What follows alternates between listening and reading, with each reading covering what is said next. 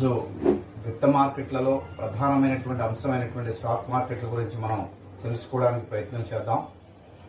అంటే విత్త మార్కెట్ అంటే సమాజంలో ప్రజల వద్ద నిద్రాణంగా ఉన్నటువంటి పొదుపు మొత్తాలు ఏవైతే ఉన్నాయో వాటిని సమీకరించి వివిధ ఉత్పాదక రంగాలకు అంటే పరిశ్రమలకు, వ్యాపార సంస్థలకు అవసరమైనటువంటి స్వల్పకాలిక, దీర్ఘకాలిక నిధులను అందించేటువంటి వ్యవస్థ ఏదైతే ఉందో దాన్ని విత్త మార్కెట్ అని అంటారని చెప్పి గతంలో మనం తెలుసుకున్నాం.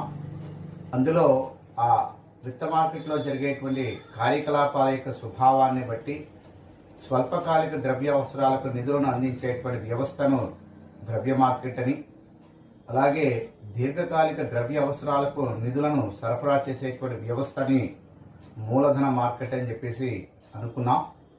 అటువంటి మూలధన మార్కెట్లో ప్రధానమైనటువంటి భూమికను పోషించేటువంటివి 3 వర్గాల వారు ఉన్నారు. అది 1 అభివృద్ధి బ్యాంకులు, 2 వాణిజ్య బ్యాంకులు, 3 స్టాక్ ఎక్స్చేంజీలు. అందులో ఈ మూలధన మార్కెట్లో ప్రధానమైనటువంటి స్టాక్ ఎక్స్చేంజీల యొక్క రోల్ అంటే వాటి యొక్క పాత్రను గురించి ఇవాళ తెలుసుకోవడానికి ప్రయత్నం చేద్దాం.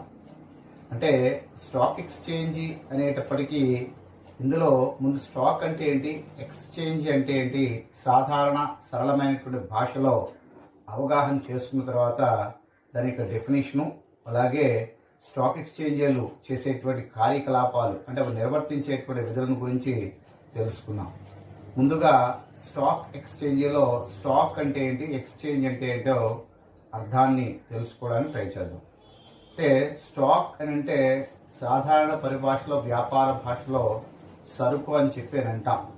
కానీ ఈ విత్త మార్కెట్లలో స్టాక్ అనేటప్పటికీ మనం కొన్ని వాటాల యొక్క సమూహంగా భావించాలి. అంటే వాటాలనే స్టాక్ అని చెప్పి వ్యవహరించడం జరుగుతుంది. అలాగే ఎక్స్చేంజ్ అంటే మారకం చేయడం, అంటే ఒకరి నుండి మరొకరికి బదిలీ చేయడం.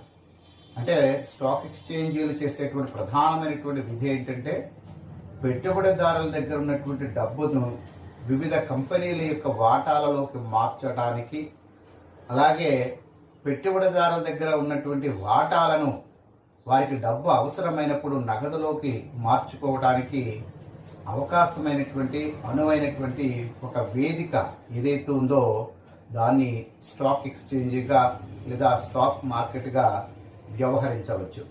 అంటే మన భారతదేశం యొక్క మూలధన మార్కెట్ వ్యవస్థలో స్టాక్ ఎక్స్చేంజీలు విశిష్టమైనటువంటి పాత్రను పోషిస్తూ ఉన్నాయి. అంటే ఒక దేశంలో జరిగేటువంటి మరి ఆర్థిక కార్యకలాపాల యొక్క స్థితిని అంచనా వేయటానికి, అంటే ప్రధానంగా మన భారతదేశం యొక్క ఆర్థిక వ్యవస్థ యొక్క తీరుతెన్నులను పరిశీలించడానికి స్టాక్ ఎక్స్చేంజీలో జరిగేటువంటి కార్యకలాపాలు ఒక బారోమీటర్ అంటే ఒక భారమితిగా చెప్పవచ్చు. అయితే ఇప్పుడు ఈ స్టాక్ ఎక్స్చేంజీలకు సంబంధించినటువంటి ఒక ప్రధానమైనటువంటి విషయాన్ని అవగాహన చేసుకోవడానికి ప్రయత్నం చేద్దాం. అందులో ఏంటంటే స్టాక్ ఎక్స్చేంజీలకు సంబంధించినటువంటి ఒక చట్టం ఉంది. దాన్నే సెక్యూరిటీస్ క్రమబద్ధీకరణ చట్టం అంటే సెక్యూరిటీస్ రెగ్యులేటింగ్ యాక్ట్ అనేటువంటిది ఒకటి ఉంది. అది 1956లో చేయడం జరిగింది. అంటే ఆ చట్టం ప్రకారం అంటే సెక్యూరిటీల క్రమబద్ధీకరణ చట్టం 1956లో ఉన్నటువంటి నిర్వచనం ప్రకారం స్టాక్ ఎక్స్చేంజ్ అంటే ఏంటంటే గతంలో పబ్లిక్ లిమిటెడ్ కంపెనీలు జారీ చేసినటువంటి వాటాలు ఏవైతే ఉంటాయో అటువంటి వాటాలను స్వేచ్ఛగా ఒకరి నుండి మరొకరికి బదిలీ చేయటానికి, అంటే ఆ వాటాలను నిరంతరం కూడా కొనుగోలు చేయటానికి, అలాగే అమ్మకం చేయటానికి అనువైనటువంటి ఒక స్థలం ఏదైతే ఉందో దాన్ని స్టాక్ మార్కెట్ అని అంటారు. అంటే స్టాక్ మార్కెట్ అనేది ఒక వ్యక్తుల యొక్క సమూహముగా మనం అవగాహన చేసుకోవాలి. అంటే ఇండైరెక్ట్గా గతంలో జారీ చేయబడినటువంటి అంటే పబ్లిక్ కంపెనీలు ఏవైతే ఉన్నాయో అవి గతంలో ప్రజలకి అమ్మబడినటువంటి వాటాలు ఏవైతే ఉన్నాయో అటువంటి వాటాలను వివిధ పెట్టుబడిదారుల మధ్య క్రయ విక్రయాలు అంటే కొనుగోలు అలాగే అమ్మకాలు జరపడానికి అనువైనటువంటి వ్యవస్థే స్టాక్ మార్కెట్ లేదా స్టాక్ ఎక్స్చేంజ్ అనొచ్చు. అయితే మన భారతదేశంలో ఈ మూలధన మార్కెటింగ్ వ్యవహారాలను నియంత్రించడానికి మరి ఆ మూలధన మార్కెట్ కార్యకలాపాల్లో పాల్గొనడం అనేది స్టాక్ ఎక్స్చేంజీలకు ప్రధాన విధి. అయితే మన భారతదేశంలో ప్రధానంగా 23 స్టాక్ ఎక్స్చేంజీలు ఉన్నాయి. ఆ 23 స్టాక్ ఎక్స్చేంజ్లో ఏ కంపెనీలు అయితే, అంటే ఏ పబ్లిక్ లిమిటెడ్ కంపెనీలు అయితే, అంటే పబ్లిక్ లిమిటెడ్ కంపెనీ అంటే మనం ఫస్ట్ ఇయర్ చెప్పుకున్నాం.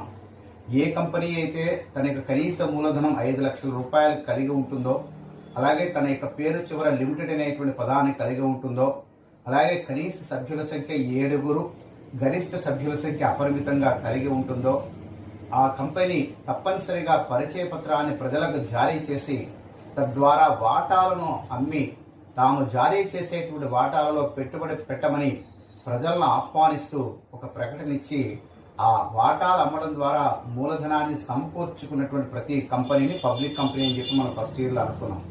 అంటే అలాంటి మరి మన దేశంలో అనేక వేల సంఖ్యలో పబ్లిక్ లిమిటెడ్ కంపెనీలు ఉన్నాయి. అటువంటి కంపెనీలు తమ యొక్క వాటాలను స్టాక్ ఎక్స్చేంజీలో అమ్ముకోవాలి లేదా కొనబడాలి అంటే స్టాక్ ఎక్స్చేంజీల ద్వారా తమ వాటాలు క్రయ విక్రయాలు జరగడానికి ప్రతి పబ్లిక్ కంపెనీ స్టాక్ ఎక్స్చేంజీలో వాటి యొక్క పేర్లను ముందు నమోదు చేయించుకుంటారు.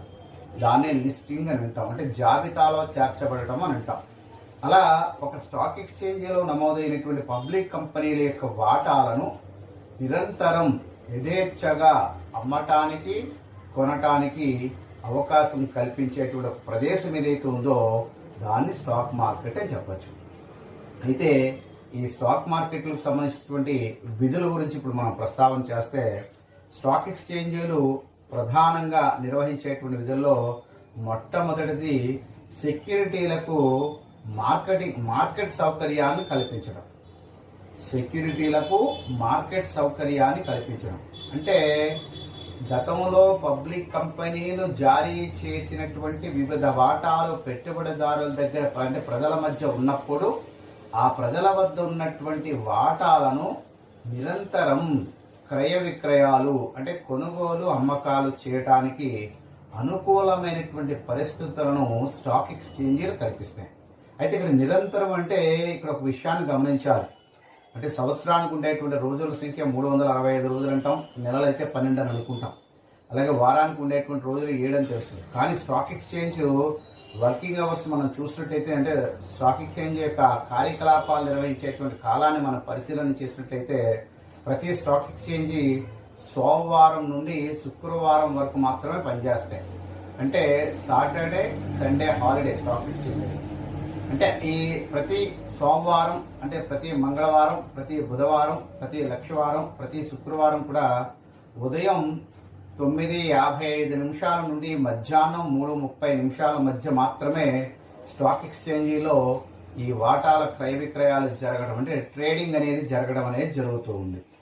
కాబట్టి ఆ నిర్ణీత సమయాలలో ఎవరైతే వాటాలు కలిగి ఉంటారో వారు ఆ వాటాలను అమ్ముకోవాలి, అమ్ముకుని డబ్బు చేసుకోవాలని ఆశపడతారు అటువంటి వ్యక్తులకు. అలాగే ఎవరి దగ్గర అయితే పొదుపు మొత్తాలు నిధుల రూపంలో ఉంటాయో ఆ పొదుపు మొత్తాలను వాటాలలో పెట్టుబడి పెట్టాలని ఆకాంక్షను కలిగి ఉంటారో అటువంటి ఆ అమ్మకపుదారులను కొనుగోలుదారులను ఇద్దరినీ కూడా మరి కలిపి నిరంతరం కూడా వాళ్ళ మధ్య ఆ వాటాల క్రయ విక్రయాలు జరగడానికి అనుకూలమైనటువంటి పరిస్థితులను స్టాక్ ఎక్స్చేంజీలు కల్పిస్తాయి. అది ఫస్ట్ది. రెండవది ఏంటంటే సెక్యూరిటీలకు ద్రవ్యత్వాన్ని కల్పించడం.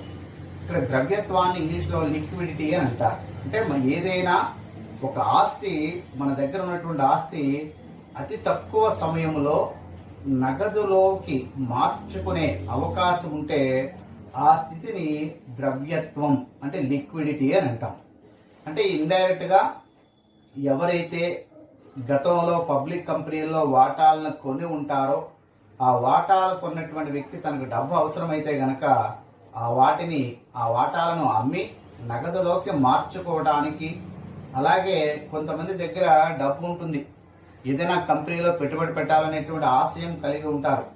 అలాంటి వారు తమ యొక్క డబ్బుని వాటాల రూపంలో పెట్టుబడి పెట్టడానికి, అంటే వాటాలను కొనుగోలు చేయడానికి అవకాశం కల్పిస్తుంది. అంటే పెట్టుబడిదారుడు తమ వాటాలను నగదులోకి మార్చుకోవడానికి, లేదా నగదును వాటాలలోకి మార్చుకోవడానికి మరి ఆ అవకాశాన్ని స్టాక్ ఎక్స్చేంజ్లు కల్పిస్తాయి. దాన్నే ద్రవ్యత్వాన్ని కల్పించడం అని అంటాం. ఇప్పటికి రెండు మనం మాట్లాడుకున్నాం. మొదటిది ఏంటంటే సెక్యూరిటీలకు మార్కెట్ను కల్పించడం మనం, అంటే నిరంతరం వివిధ సెక్యూరిటీలకు, అంటే సెక్యూరిటీలు అంటే వాటాలు, డిబెంచర్లు, బాండ్లు, ఇలాంటి ఒకరి నుండి మరొకరికి బదలాయింపు చేయబడేటువంటి అన్యాక్రాంత యోగ్యతా పత్రాలు ఏవైతే ఉన్నాయో అట్లాంటి యోగ్యత గల వాటాలు, వాటిని కొనటానికి అమ్మటానికి అనువైనటువంటి పరిస్థితులను స్టాక్ ఎక్స్చేంజ్ కల్పిస్తాయి. అది ఫస్ట్. రెండవది ఏంటి, వాటాదారులు తమ దగ్గర ఉన్నటువంటి, అంటే పెట్టుబడిదారులు తమ దగ్గర ఉన్నటువంటి వాటాలను అమ్ముకుని నగదులోకి మార్చుకోవడానికి, అలాగే పొదుపుదారులు తమ దగ్గర ఉన్నటువంటి పొదుపు నిధులను వాటాలలోకి మార్చుకోవడానికి అవకాశాన్ని కల్పిస్తుంది. దాన్ని ద్రవ్యత్వాన్ని కల్పించడం అని చెప్పి అంటాం. ఇంకా మూడవది ధరలను నిర్ణయించడం. ప్రతి వస్తువుకి ధర అనేది ఉంటుంది, అంటే ప్రతి వస్తువు యొక్క విలువను ధర రూపంలో వ్యక్తపరుస్తూ ఉంటారు. అలాగే ఆ వస్తువు యొక్క ధర ఆ వస్తువుకు ఉన్నటువంటి గిరాకీ, అంటే డిమాండ్ మరియు దాని యొక్క సప్లైపై ఆధారపడి నిర్ణయించబడుతుంది. అదేవిధంగా ఒక కంపెనీ యొక్క వాటాకు ఉన్నటువంటి, అంటే ఒక కంపెనీ యొక్క వాటాకు బహిరంగ మార్కెట్లో ఉన్నటువంటి డిమాండ్, అలాగే ఆ వాటా యొక్క సప్లై యొక్క స్థితిని బట్టి, అంటే ఆ సెక్యూరిటీల యొక్క డిమాండ్ మరియు సప్లైలను ఆధారంగా చేసుకుని బహిరంగ మార్కెట్లో వివిధ కంపెనీల యొక్క వాటాల యొక్క ధరలు ఎలా ఉన్నాయని చెప్పి నిరంతరం కూడా మూల్యాంకనం చేసి ప్రజలందరికీ, అంటే ఎవరైతే పెట్టుబడి పెట్టాలనేటువంటి పొదుపుదారుల ఆసక్తి కలిగి ఉంటారో అటువంటి పొదుపుదారులందరికీ కూడా, అంటే పెట్టుబడి పెట్టాలనేటువంటి ఇంట్రెస్ట్ ఉన్న వాళ్ళందరికీ కూడా స్టాక్ ఎక్స్చేంజీలు ఆయా కంపెనీల యొక్క, అంటే స్టాక్ ఎక్స్చేంజీలు ఏ కంపెనీలు అయితే తన యొక్క పేరుని నమోదు చేయించుకుంటాయో ఆ కంపెనీల యొక్క ఈ సెక్యూరిటీలు, అంటే వాటాల యొక్క ధరలను ఎప్పటికప్పుడు నిరంతరం కూడా మూల్యాంకనం చేసి, అంటే విలువ కట్టి ప్రజలకు తెలిసేటట్టుగా బహిరంగంగా ప్రకటిస్తాయి. అది సెక్యూరిటీలకు ధరలు నిర్ణయించడం. నాలుగవ విధి ఏంటంటే వ్యవహారాల భద్రత. వ్యవహారాల భద్రత అంటే ఇండైరెక్ట్ ఇక్కడ గుర్తుపెట్టుకోవాల్సింది ఏంటంటే స్టాక్ ఎక్స్చేంజీలు అనేటువంటివి మరి మూలధన మార్కెట్లో ప్రధానమైనటువంటి భాగస్వామ్యం అని అనుకున్నాం.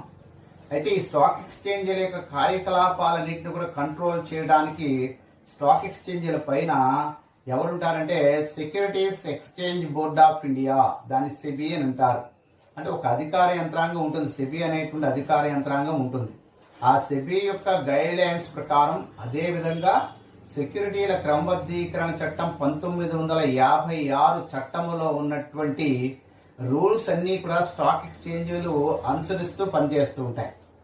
అదేవిధంగా ఏదైనా ఒక కంపెనీ స్టాక్ ఎక్స్చేంజీలో తమ యొక్క వాటాలను అమ్ముకోవాలి అంటే తప్పనిసరిగా ఆ కంపెనీ తన యొక్క పేరును స్టాక్ ఎక్స్చేంజీలో నమోదు చేయించుకోవాలనుకున్నాం. అంటే ఆ విధంగా ఏ కంపెనీ అయితే తన యొక్క వాటాలను స్టాక్ ఎక్స్చేంజీ ద్వారా అమ్ముకోవాలని అభిలషిస్తాయో, అంటే కోరుకుంటాయో, అటువంటి కంపెనీలు తప్పనిసరిగా స్టాక్ ఎక్స్చేంజీ యొక్క రూల్స్ ని పాటించాలి. అంటే పరోక్షంగా స్టాక్ ఎక్స్చేంజీలు అనేవి ఆయా పబ్లిక్ కంపెనీల యొక్క పనితీరును ప్రభావితం చేస్తాయి. అంటే స్టాక్ ఎక్స్చేంజీలో నమోదైనటువంటి ప్రతి పబ్లిక్ కంపెనీ కూడా చట్టం యొక్క నిబంధనలకు లోబడి పనిచేస్తాయి కనుక ఆయా కంపెనీల్లో ఎవరైతే తమ యొక్క పొదుపు మొత్తాలను పెట్టుబడులుగా పెడతారో వారి యొక్క పెట్టుబడి మొత్తానికి తగిన భద్రత మరియు రక్షణ అనేటువంటిది స్టాక్ ఎక్స్చేంజీలు కల్పిస్తాయి. అది వ్యవహారాలకు భద్రత అని చెప్పుకోవచ్చు. అలాగే నెక్స్ట్ విషయానికి వస్తే కనుక మరి ఆర్థికాభివృద్ధికి తోడ్పాటు. అంటే ఆర్థికాభివృద్ధికి తోడ్పాటు అంటే ఏ దేశమైనా ఆర్థికంగా అభివృద్ధి చెందాలి అంటే ఆయా దేశాలలో పరిశ్రమలు, అలాగే వ్యాపార సంస్థలు, వర్తక వాణిజ్య సంస్థలు ఎక్కువగా అభివృద్ధి చెందాలి. అంటే ఒక మాటలో చెప్పాలంటే వ్యాపార కార్యక్రమాలు వృద్ధి చెందాలి. అంటే వ్యాపార కార్యక్రమం, ఇక్కడ వ్యాపారం అనేటువంటి పదములో రెండు అంశాలు ఉన్నాయి. ఒకటి ఏంటంటే పరిశ్రమ, ఇంకొకటి వర్తక వాణిజ్యము. అంటే ఇండైరెక్ట్ గా ఏ వస్తువును తీసుకున్నా, ప్రజలు ఉపయోగించే ఏ వస్తువు తీసుకున్నా ఎక్కడో చోట తయారవుతుంది, అంటే పరిశ్రమలో తయారవుతుంది. ఆ పరిశ్రమలో తయారైనటువంటి వస్తువు ఒకరి నుంచి మరొకరికి బదలాయింపు చేసేదాన్ని వర్తకం అని అంటాం. ఆ వర్తక కార్యకలాపాలు సజావుగా జరగాలంటే కొన్ని సౌకర్యాలు కావాలంటే ఉదాహరణకు రవాణా, అంటే రవాణా వల్ల వస్తువులు ఒక చోటు నుంచి మరొక చోటుకి ట్రాన్స్పోర్ట్ అవుతాయి. అలాగే బీమా అంటే వస్తువుల్ని అమ్ముకునేటప్పుడు లేదా ఒక చోటు నుంచి మరొక చోటుకి బదిలీ చేసేటప్పుడు వాటికి అనుకోని సంఘటనల వల్ల ఏదైనా నష్టం కలిగితే అలాంటి నష్టాల నుండి రక్షణ కల్పించేది ఇన్సూరెన్స్. అలాగే మరి వేర్ హౌసింగ్ అంటే వస్తువులు ఉత్పత్తి అయిన తర్వాత వాటికి గిరాకీ వచ్చేంత వరకు వాటిని నిల్వ చేయాలి. అలాగే ఫైనాన్స్ అంటే బ్యాంకింగ్, ఇవన్నీ కూడా వర్తక సదుపాయాల్లో భాగం. అంటే ఇండైరెక్ట్ గా ఏ దేశమైనా ఆర్థికంగా అభివృద్ధి చెందాలి అంటే తప్పనిసరిగా ఆయా దేశాలలో పరిశ్రమలు, వాణిజ్యము అభివృద్ధి చెందాలి. అంటే పరిశ్రమలు, వాణిజ్యం అభివృద్ధి చెందాలి అంటే తప్పనిసరిగా మరి ఎక్కువ పరిమాణంలో నిధులు అనేటువంటిది అవసరం అవుతాయి. అంటే వ్యాపారం చేయాలనేటువంటి ఆసక్తి ఉన్నటువంటి వాళ్ళకి డబ్బు లేకపోతే గనక అలాంటి డబ్బుని సమాజంలో పొదుపు చేసేటువంటి గ్రూపుల నుండి అంటే పొదుపుదారుల నుండి ఆ పొదుపు మొత్తాలన్నీ కూడా ఆయా పరిశ్రమలు పెట్టే ఆలోచన ఉన్నటువంటి వ్యక్తుల యొక్క పరిశ్రమలకి నిధులుగా మళ్లించడానికి మూలధన మార్కెట్ తోడ్పడుతుంది. అంటే ఇండైరెక్ట్ గా మన భారతదేశంలో ఎవరైతే పొదుపుదారులు, పొదుపు చేసే వర్గాలు ఉంటారో వారి యొక్క పొదుపు మొత్తాలను మంచి లాభదాయకమైనటువంటి ఉత్పాదక రంగాలకు అంటే మంచి లాభాలను సంపాదిస్తున్నటువంటి కంపెనీలకు ఆ మొత్తాలన్నింటినీ కూడా అంటే పొదుపు మొత్తాలన్నింటినీ కూడా నిధులు అన్ని కూడా పెట్టుబడులుగా మళ్లించడానికి ఈ స్టాక్ ఎక్స్చేంజీలు అనేటువంటిది సహాయపడతాయి. అలాగే స్టాక్ ఎక్స్చేంజ్ నిర్వహించేటువంటి మరొక విధి ఏంటంటే ఈక్విటీ విస్తరణ. ఇక్కడ ఒక పదం ఉపయోగించాను, ఈక్విటీ అని. అంటే మనం ఫస్ట్ ఇయర్లో ఒక పబ్లిక్ కంపెనీలు తనకు కావాల్సినటువంటి మూలధనాన్ని సేకరించడానికి అంటే దీర్ఘకాలిక అవసరాలను తీర్చుకోవడానికి 2 రకాలైనటువంటి వాటాలను జారీ చేస్తాయని అనుకున్నాం. ఒకటి ఈక్విటీ వాటాలు, 2 ఆధిక్య వాటాలు అనుకున్నాం. అంటే ఆధిక్య వాటాలతో పోల్చినట్లయితే ఈక్విటీ వాటాదారులు పవర్ఫుల్ అన్నాం. అంటే ఇండైరెక్ట్ గా ఈక్విటీ వాటాదారులు కంపెనీకి అసలైనటువంటి యజమానులుగా అనుకున్నాం. ఎందుకంటే కంపెనీ యొక్క పరిపాలన అంతా కూడా చేసేటువంటి డైరెక్టర్లను సెలెక్ట్ చేసేటువంటి అధికారం పూర్తిగా ఈక్విటీ వాటాదారులకు ఉంటుంది. అది అంటే వాళ్ళకు ఉన్నటువంటి ఓటింగ్ హక్కు ద్వారా వాళ్ళు ఏం చేస్తారో డైరెక్టర్లను ఎన్నుకుంటారు. అలాంటి ఏదైనా ఒక కొత్త కంపెనీ, ఏదైనా ఆల్రెడీ ఎగ్జిస్టింగ్ కంపెనీ, ఎప్పుడైనా గతంలో ప్రారంభించబడినటువంటి కంపెనీ కొత్తగా వ్యాపారాన్ని డెవలప్ చేయడానికి లేదా ఆ కంపెనీని విస్తరణ చేయడానికి అదనంగా కొత్త ఈక్విటీ వాటాలను అంటే కొత్తగా ఈక్విటీ వాటాలను ప్రజలకు అమ్మినట్లయితే అటువంటి ఆ ఈక్విటీ వాటాలకు సంబంధించిన సమాచారాన్ని అలాగే మంచి వ్యాపార పద్ధతులను అలాగే ప్రజలకి వివిధ పెట్టుబడి పథకాలలో మరి అవగాహన కల్పించేటువంటి కార్యక్రమాలని స్టాక్ ఎక్స్చేంజీలు చేపడుతూ ఉంటాయి. అంటే స్టాక్ ఎక్స్చేంజీలు అనేటువంటిది ప్రజలు ఆయా కంపెనీలని జారీ చేసేటువంటి ఈక్విటీ వాటాలలో పెట్టుబడి పెట్టే విధంగా నిరంతరం కూడా ప్రయత్నం చేస్తూ ఉంటాయని అర్థం.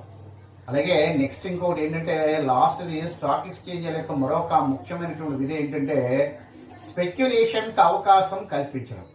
ఇక్కడ స్పెక్యులేషన్ అంటే అర్థం ఏంటంటే ఇప్పుడు ఉదాహరణకు ఒక వస్తువు ఉంది అంటే చిన్న ఎగ్జాంపుల్ చెప్తున్నాను చూడండి. ఇప్పుడు నా దగ్గర 1,00,000 రూపాయలు ఉందనుకుందాం.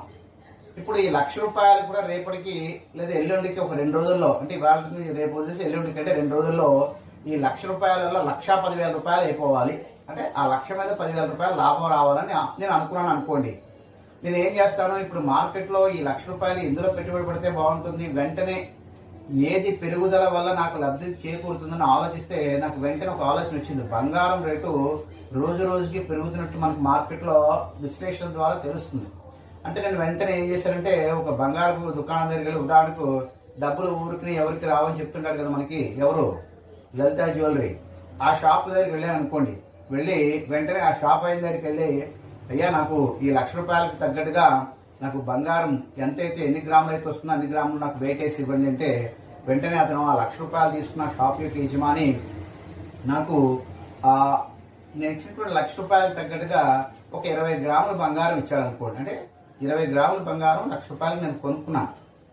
నేను అనుకున్నట్టే ఈవేళ ఈవేళ 1,00,000 రూపాయలకు కొన్నది రేపు ఆగానే ఎల్లుండి వచ్చేటప్పటికి అదే 20 గ్రాముల బంగారం 1,20,000 రూపాయలు అయిపోయింది అనుకోండి. అంటే నేను ఊహించినట్టుగానే అతి తక్కువ సమయంలో కేవలం 2 రోజుల కాల వ్యవధిలో ఆ 1,00,000 రూపాయలు విలువ చేసేటువంటి 20 గ్రాముల బంగారం 2 రోజుల్లో 1,20,000 రూపాయలు ధర పలికింది. వెంటనే నేను ఏం చేస్తాను, నా దగ్గర ఉన్నటువంటి ఆ బంగారాన్ని ఇంకొకరికి అమ్మేస్తాను.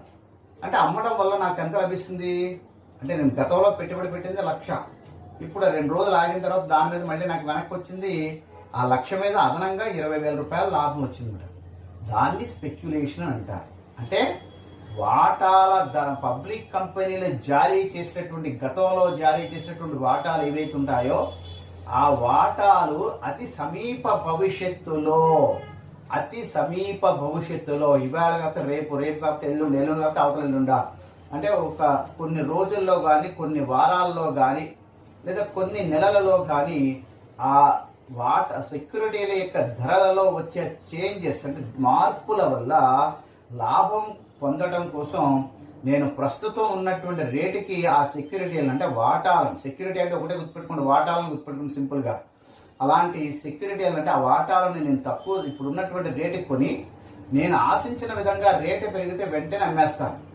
ఒకవేళ ఆశించిన విధంగా రేటు పెరగకుండా తగ్గిపోతుంది అనుకోండి, ఈవేళ నేను 1,00,000 పెట్టుకున్నాను బంగారం, ఉదాహరణ కింద చెప్పిందే, 2 రోజుల తర్వాత అది 1,20,000 అవుద్దని అనుకున్నాను అనుకోండి, 1,20,000 ఇందాక అయ్యింది, బాగానే అయింది. అలాగే అవ్వకుండా ఒకవేళ నా అంచనా తప్పు అయ్యి కేవలం 90,000 అయింది అనుకోండి, అయ్యి బాబు నేను పెట్టినటువంటి పెట్టుబడి 1,90,000 అయిపోయిందని కంగారు వస్తుంది. వెంటనే ఇంకొక ఆలోచన చేస్తాను, రేపు ఎల్లుండి ఆగాను, ఎల్లుండి తర్వాత ఆ తర్వాత రోజు కూడా చూస్తే 80,000 రూపాయలు అయిపోతుందని తెలుస్తుంది అనుకోండి, వెంటనే నేను ఇంకా నా దగ్గర ఆ బంగారం కనుక ఉంచుకున్నట్టయితే దాని వాల్యూ 70,000 60,000 అలా తగ్గిపోతుంది అనుకోండి, నష్టాల సంఖ్య పెరుగుతుంది. అప్పుడు వెంటనే ఏం చేస్తాను, దాన్ని వీలైనంత త్వరగా అమ్మేయడానికి చూస్తూ ఉంటాం. అంటే సింపుల్గా స్పెక్యులేషన్ అంటే అతి సమీప భవిష్యత్తులో అంటే రాగల తక్కువ సమయంలో వాటాల ధరలలో వచ్చే మార్పుల వల్ల లాభం పొందాలనే ఆలోచనతో సెక్యూరిటీలను అంటే వాటాలను కొనటం కానీ అమ్మటం కానీ చేస్తే దాన్ని స్పెక్యులేషన్ అని అంటారు. దాన్ని తెలుగులో చట్ట వ్యాపారం అని కూడా వ్యవహరిస్తారు. అంటే అలాంటి స్పెక్యులేషన్ కార్యకలాపాలు నిర్వహించడానికి స్టాక్ ఎక్స్చేంజ్లు అవకాశం కల్పిస్తాయి. ఎందుకు అవకాశం కల్పిస్తాయంటే, స్టాక్ ఎక్స్చేంజ్ల యొక్క ప్రధానమైనటువంటి విధుల్లో మొట్టమొదటి మనం చెప్పుకున్నాం ఏంటంటే, నిరంతరం కూడా వివిధ రకాలైనటువంటి సెక్యూరిటీలను కొనుగోలు చేయడానికి అమ్మకం చేయడానికి అనుకూలమైనటువంటి పరిస్థితులను స్టాక్ ఎక్స్చేంజ్లు కల్పిస్తాయన్నాం. అంటే ఎప్పుడు అవసరమైతే అప్పుడు, సోమవారం నుంచి శుక్రవారం వరకు అని చెప్పాను టైమింగ్స్. అంటే సోమవారం నుంచి శుక్రవారం వరకు స్టాక్ ఎక్స్చేంజ్లు ఉదయం 9:55 స్టార్ట్ అయ్యి మధ్యాహ్నం 3:30 మధ్యలో మాత్రమే ట్రేడింగ్ జరుగుతుంది. అంటే ఆ సెక్యూరిటీల బదలాయింపు కార్యక్రమం జరుగుతుంది. అలా ఆ సెక్యూరిటీల కొనుగోలు అమ్మకాలు జరిగేటువంటి అవకాశం నిరంతరం కూడా వీక్లీ ఆ వారంలో కూడా కల్పించడం వల్ల ప్రజలందరూ కూడా స్వేచ్ఛగా తమ యొక్క డబ్బుని ఆయా కంపెనీల్లో పెట్టుబడి పెడతారు. ఎందుకంటే అవసరమైనప్పుడు వెంటనే స్టాక్ ఎక్స్చేంజ్ల ద్వారా ఆ సెక్యూరిటీలు అమ్మేసి డబ్బులోకి కన్వర్ట్ చేసుకోవడానికి అంటే మార్చుకోవడానికి అవకాశం ఉంటుంది. అది అంటే దాన్ని ద్రవ్యత్వం అని అంటాం. అంటే స్టాక్ ఎక్స్చేంజీలు సెక్యూరిటీలకు ద్రవ్యత్వాన్ని మరియు నిరంతరం కూడా మార్కెట్ సౌకర్యాన్ని కల్పించడం వల్ల ఆరోగ్యకరమైనటువంటి చట్టబద్ధమైనటువంటి స్పెక్యులేషన్ వ్యవహారాలకు అవకాశాన్ని కల్పిస్తాయి. ఇవి స్టాక్ ఎక్స్చేంజ్లు నిర్వహించేటువంటి ప్రధానమైనటువంటి విధులు. వీటి గురించి మరొకసారి క్లుప్తంగా చెప్పుకుందామండి. స్టాక్ ఎక్స్చేంజ్ అంటే గతంలో పబ్లిక్ కంపెనీలు జారీ చేయబడినటువంటి అంటే జారీ చేసి ఉన్నటువంటి వాటాలను కొనుగోలు చేయడానికి అమ్మకం చేయడానికి అంటే కొనటానికి అమ్మటానికి ఏర్పాటు చేయబడినటువంటి ఒక వ్యవస్థీకృత మార్కెట్ ఏదైతే ఉందో దాన్ని స్టాక్ మార్కెట్ అని అంటాం. ఈ స్టాక్ ఎక్స్చేంజీలన్నీ కూడా భారతదేశంలో ఉన్నటువంటి సెక్యూరిటీల క్రమబద్ధీకరణ చట్టం 1956లో ఉన్నటువంటి నియమ నిబంధనల ప్రకారం పనిచేస్తాయి. అయితే ఈ స్టాక్ ఎక్స్చేంజ్ నిర్వహించేటువంటి ప్రధాన విధుల్లో మొట్టమొదటిది సెక్యూరిటీలకు మార్కెట్ సౌకర్యాన్ని కల్పించడం. అంటే స్టాక్ ఎక్స్చేంజీలు నిరంతరం కూడా పెట్టుబడిదారుల దగ్గర ఉన్నటువంటి సెక్యూరిటీలను క్రయ విక్రయాలు అంటే కొనటానికి అమ్మటానికి అనుకూలమైనటువంటి పరిస్థితులను ఎల్లవేళలా స్టాక్ ఎక్స్చేంజీలు కల్పిస్తాయి. ఫస్ట్. రెండవది సెక్యూరిటీలకు ద్రవ్యత్వాన్ని అందించడం. అంటే పెట్టుబడిదారులు తమ దగ్గర ఉన్నటువంటి పొదుపు మొత్తాలను వాటాలలో పెట్టుబడి పెట్టడానికి అంటే వాటాలను కొనడానికి, అలాగే గతంలో ఎవరైనా తమ యొక్క డబ్బును వాటాలను కొని ఉంటే ఆ వాటాలను అమ్ముకుని నగదులోకి మార్చుకోవడానికి అనుకూలమైనటువంటి పరిస్థితులను కల్పిస్తుంది. దాన్నే ద్రవ్యత్వం అని అంటారు. రెండవది. మూడవ విషయానికి వస్తే ధర నిర్ణయించడం. ప్రతి వస్తువుకి ధర వాటి యొక్క డిమాండ్ సప్లైని బట్టి ఉన్నట్టే ఇక్కడ వివిధ కంపెనీల యొక్క వాటాలు వాటి యొక్క డిమాండ్ సప్లైని బట్టి నిర్ణయించబడతాయి. అంటే స్టాక్ ఎక్స్చేంజ్ నిరంతరం కూడా ఆయా కంపెనీలకు ఉన్నటువంటి ఆయా కంపెనీల యొక్క వాటాలకు ఉన్నటువంటి డిమాండ్ సప్లైని బట్టి వాటి యొక్క ధరలను నిరంతరం కూడా మూల్యాంకనం చేసి వాటి వివరాలను ఎప్పటికప్పుడు ప్రకటిస్తూ ఉంటాయి. అలాగే 4 వ్యవహారాలకు భద్రత అన్నాం. అంటే స్టాక్ ఎక్స్చేంజ్ నిరంతరం కూడా సెక్యూరిటీల క్రమబద్ధీకరణ చట్టం ప్రకారం పనిచేస్తాయి. అదేవిధంగా ఏ కంపెనీ అయితే స్టాక్ ఎక్స్చేంజీలో తన యొక్క పేరు నమోదు చేసుకుంటుందో ఆయా కంపెనీలు తప్పనిసరిగా స్టాక్ ఎక్స్చేంజీ నియమాల ప్రకారం పనిచేస్తూ ఉంటాయి. కనుక స్టాక్ ఎక్స్చేంజీల ద్వారా ఏ కంపెనీల్లో అయితే ప్రజలు తమ యొక్క పొదుపు మొత్తాలను పెట్టుబడిగా పెడతారో వారు పెట్టినటువంటి పెట్టుబడికి తగిన భద్రత రక్షణ అనేటువంటిది కల్పిస్తూ ఉంటాయి. అలాగే ఆర్థిక అభివృద్ధికి తోడ్పాటు అన్నాం. అంటే దేశంలో ఉత్పాదక రంగాలకు కావలసినటువంటి మూలధనాన్ని సమాజంలో ఉన్నటువంటి పొదుపు వర్గాల నుండి అంటే పెట్టుబడిదారుల నుండి సేకరించి ఆ నిధులన్నింటినీ కూడా ఆయా లాభదాయకమైనటువంటి కంపెనీలలో పెట్టుబడులుగా పెట్టడానికి అనుకూలమైనటువంటి వ్యవస్థని స్టాక్ ఎక్స్చేంజ్ సమకూరుస్తుంది. తద్వారా దేశంలో మూలధన కల్పన అనేది సాధ్యపడుతుంది. తద్వారా దేశం ఆర్థికంగా వేగంగా అభివృద్ధి చెందడానికి వీలు కలుగుతుంది. అలాగే నెక్స్ట్ ఈక్విటీ విస్తరణ అన్నాం. అంటే కొత్తగా ఏర్పడినటువంటి కంపెనీలు కాకుండా గతంలో ఏర్పడినటువంటి కంపెనీలు అదనపు మూలధనం లేదా అదనపు నిధుల కోసం ఈక్విటీ వాటాలను ఏదైనా జారీ చేసినట్లయితే అటువంటి ఆ ఈక్విటీ వాటాలకు సంబంధించిన పూర్తి సమాచారాన్ని, మంచి వ్యాపార పద్ధతులను, అలాగే ఆయా కంపెనీలు అంటే ఏ కంపెనీల లాభాల్లో ఉన్నాయో ఆ కంపెనీలకు సంబంధించిన పూర్తి సమాచారాన్ని స్టాక్ ఎక్స్చేంజీలు ప్రజలలో అవగాహన కల్పించే కార్యక్రమాన్ని చేపడతాయి. తద్వారా వాటాదారుల్లో పెరుగుదల అనేది సాధ్యమవుతుంది. అంటే ఈక్విటీ వాటాదారుల సంఖ్య పెరగడానికి సహాయపడుతుంది స్టాక్ ఎక్స్చేంజ్. అలాగే లాస్ట్ విషయానికి వస్తే మనం మరి స్పెక్యులేషన్కి అవకాశం ఉంటున్నాం.